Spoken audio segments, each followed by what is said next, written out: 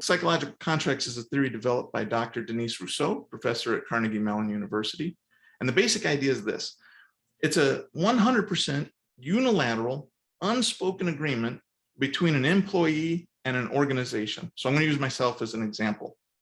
I have a psychological contract between me and Microsoft. Microsoft has no idea that it exists. And if they knew, they probably wouldn't agree to most of the things in there.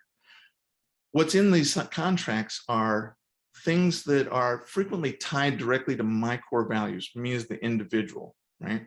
Now, because this is an unspoken agreement, that means that if there's a violation in this contract, there's typically no means to redress the violations.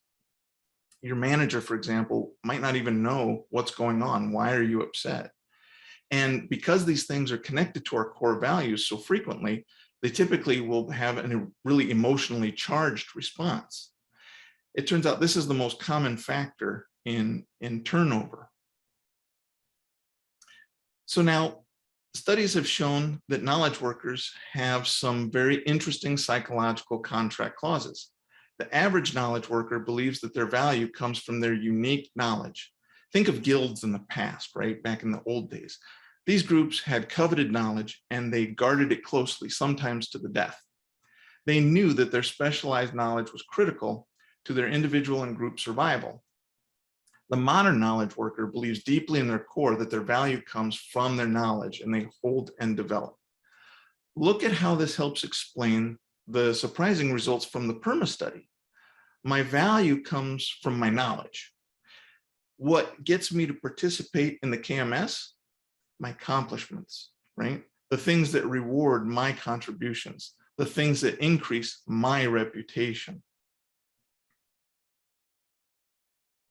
So I was asked to write a chapter in the Handbook of Research on Organizational Culture Strategies for Effective Knowledge Management and Performance. What a mouthful of a title, right?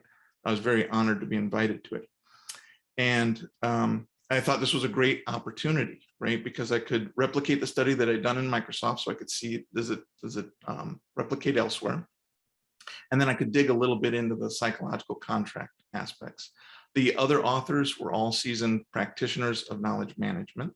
And so I asked them, and everything was kept double blind because the editor facilitated the exchanges. I asked the other authors to answer the PERMA survey and then share their results, as well as some qualitative questions to explore their psychological contracts. The key insight from this study was that, again, overwhelmingly, the motivator for participating was not altruistic in any way. It was not driven by a sense of community. It was not achieving higher meaning through the work. It came down to accomplishment again. It was completely about things like, I have a job requirement that I have to get published so many times a year. It was enhancing my reputation to this community and others, right? That accomplishment part came through loud and clear again. What does this all mean? Well, here's what it means. If we want to flip that trend of only 1 in 6 projects getting value in the first 2 years, then we as KM leaders, we really need to flip our understanding and approach. We need to look at the users first and understand what their motivations are. We need to approach the users by showing them exactly how this benefits them directly. We need to bring that psychological contract into the open and negotiate those terms. We need to be careful not to step on those psychological contracts, right? And when we do, again, bring that conversation to an open point where we can resolve them and not just let them fester and let people leave.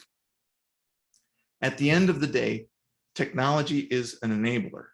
No matter how good it is, and I really love technology, knowledge is the domain of us humans. We create knowledge. We use it, we refine it and reinvent it, we share it. And if we are missing from the equation, then the technology, no matter how awesome it is, will be wasted. If that weren't the case, we could simply point our bots to these kinds of conferences and no one would need to attend, right? And that certainly wouldn't be any fun.